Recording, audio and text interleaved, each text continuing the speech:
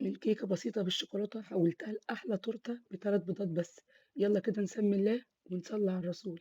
عندي في الخلاط 3 بيضات، كيسين من الفانيليا، كوباية إلا ربع من السكر، بنزل عليهم كوباية من اللبن، كوباية إلا ربع من الزيت وبضربهم كويس. مكونات الجافة عبارة عن 4 معالق لبن بودرة، كوبايتين كبار من الدقيق، نص كوباية من الكاكاو الخام، وطبعا كيس بيكنج باودر. بقلب بقى المكونات كده كلها مع بعض.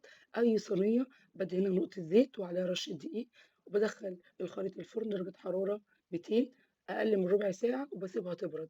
عندي كريم شانتيه عبارة عن كوباية من الكريم شانتيه، كوباية من المَيّة الساقعة، معلقتين من الباستر كريم، ومعلقتين من السكر، باضربهم كويس وباحطهم في التلاجة يسقعوا شوية.